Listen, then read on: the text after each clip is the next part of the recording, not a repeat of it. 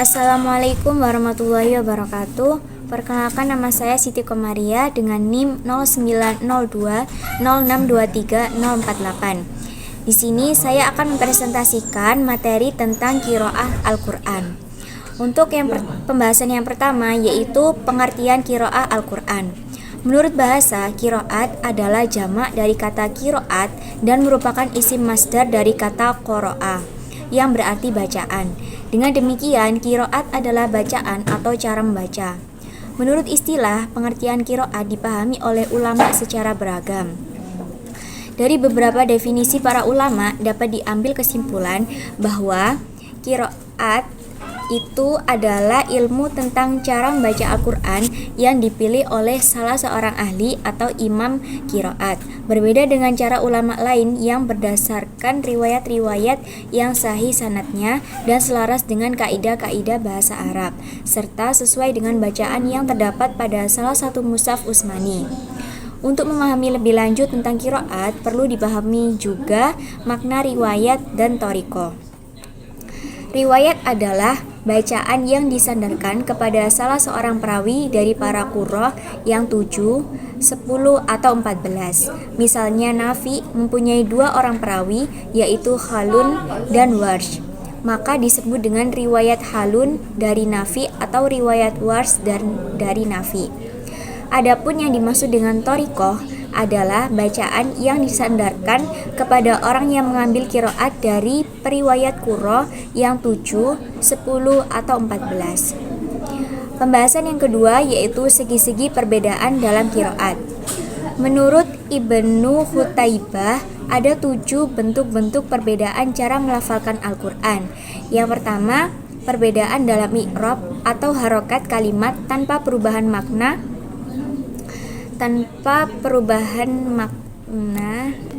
dari bentuk kalimat. Yang kedua, perbedaan pada i'rab dan harokat atau baris kalimat sehingga mengubah maknanya. Yang ketiga, perbedaan pada perubahan huruf tanpa perubahan i'rab dan bentuk tulisannya.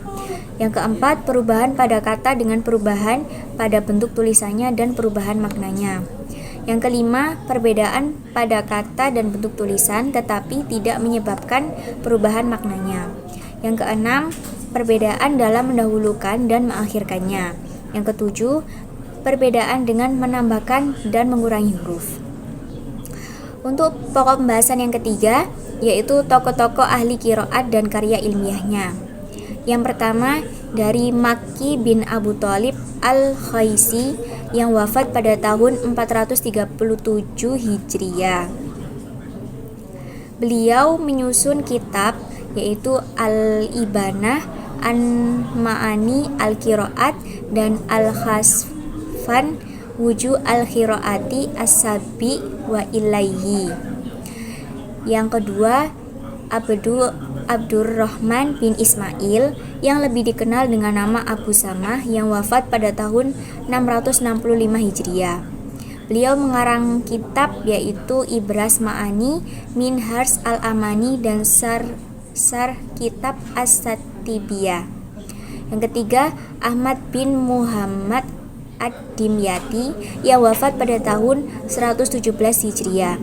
Beliau menyusun kitab Ittihafu Fudalai Al-Bashari fi Al-Qiraatal Arba'i Asyar.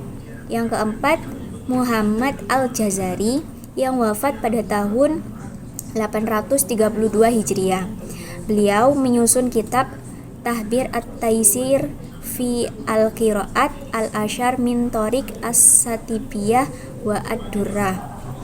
Yang terakhir, Ibnu Al-Jazari yang menyusun kitab Taqrib An-Nasr fi Al-Qiraatal Asyar dan An-Nashr fi Al-Qiraatal Asyar. Lalu pembahasan yang keempat, ada pembagian qiraat dan macam-macamnya, yaitu yang pertama, qiraat mutawatir. Qiraat mutawatir adalah qiraat yang diriwayatkan oleh orang banyak yang tidak mungkin terjadi kesepakatan di antara mereka untuk berbuat kebohongan. Yang kedua, qiraat masyhur. Qiraat masyhur adalah qiraat yang sanadnya bersambung sampai kepada Rasulullah SAW. Yang ketiga, qiraat ahad adalah qiraat yang sanadnya bersih dari cacat tetapi menyalahi rasam Utsmani dan tidak sesuai dengan kaidah bahasa Arab. Yang keempat, qiraat sad adalah qiraat yang cacat sanadnya dan tidak bersambung sampai kepada Rasulullah SAW. Yang kelima, qiraat maudhu adalah qiraat yang dibuat-buat dan disandarkan kepada seseorang tanpa mempunyai dasar periwayatan sama sekali. Dan yang terakhir, qiraat Sobih bin al-Mudraj adalah qiraat yang menyerupai kelompok mudraj dalam hadis, yakni qiraat yang telah memperoleh sisipan atau tambahan kalimat yang merupakan tafsir dari ayat tersebut. Lalu pokok pembahasan yang kelima yaitu tentang syarat sah dan diterimanya qiraat. Para ulama menetapkan 3 syarat sah dan diterimanya qiraat, yaitu yang pertama, sesuai dengan salah satu kaidah bahasa Arab. Yang kedua, sesuai dengan tulisan pada salah satu mushaf Utsmani walaupun hanya tersirat. Yang ketiga, sahih sanadnya. Dan pembahasan yang terakhir yaitu tentang manfaat adanya perbedaan qiraat. Yang pertama, meringankan umat Islam dan memudahkan mereka untuk membaca Al-Quran. Keringanan ini sangat dirasakan khususnya oleh penduduk Arab pada masa awal diturunkannya Al-Quran, di mana mereka terdiri dari berbagai kabilah dan suku yang di antara mereka banyak terdapat perbedaan logat atau dialek. Yang kedua, menunjukkan betapa terjaganya dan terpeliharanya Al-Quran dari perubahan dan penyimpangan. Padahal kitab ini mempunyai banyak segi bacaan yang berbeda-beda. Yang terakhir, sebagai bukti dari kemukjizatan Al-Quran.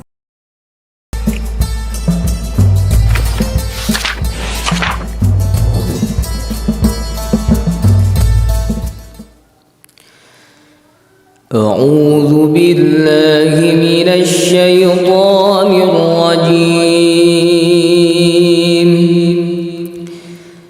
Bismillahirrahmanirrahim.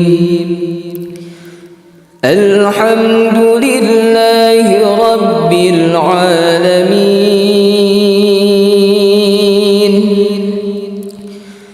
Ar-Rahmanir Rahim, Maliki yaumiddin.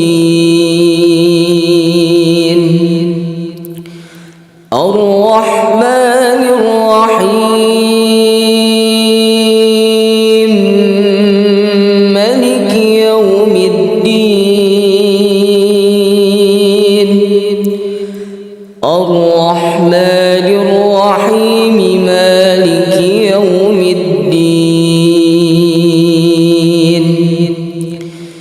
Iyyaka na'budu wa iyyaka nasta'in.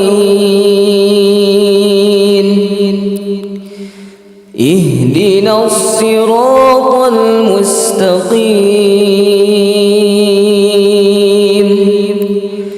Ihdinas siratal mustaqim.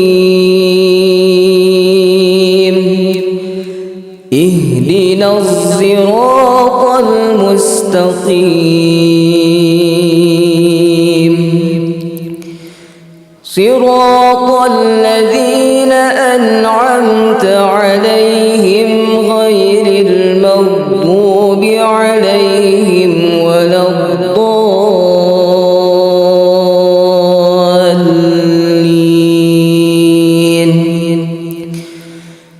Siratal ladzina an'amta 'alaihim ghairil maghdubi 'alaihim waladdallin.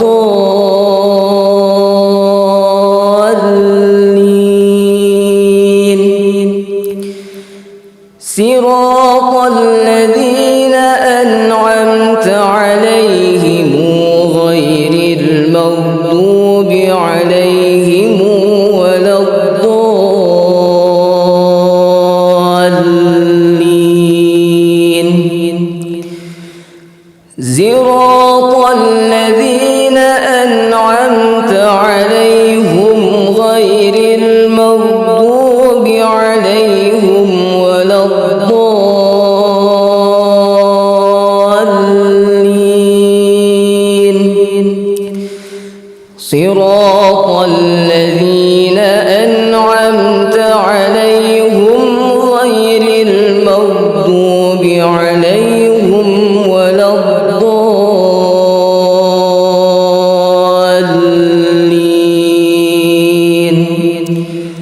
صدق الله العظيم.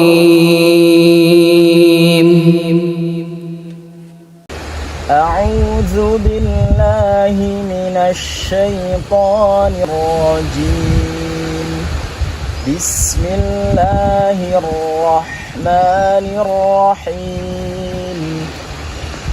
الحمد لله رب العالمين. الرحمن الرحيم. مالك يوم الدين. مالك يوم الدين. إياك نعبد وإياك نستعين. اهدنا الصراط المستقيم. الصراط المستقيم. الصراط المستقيم. صراط الذين أنعمت عليهم غير المغضوب عليهم ولا الضالين.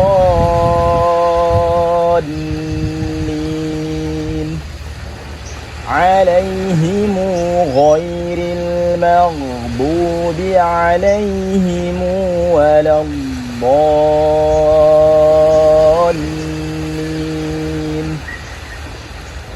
عليهم غير المغضوب عليهم ولا الضالين.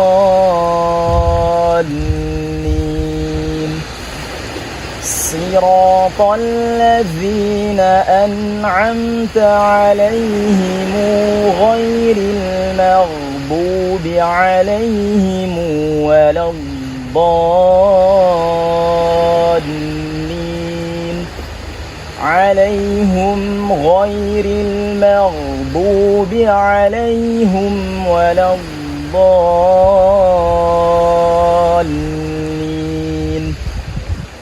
صراط الذين أنعمت عليهم غير المغضوب عليهم ولا الضالين.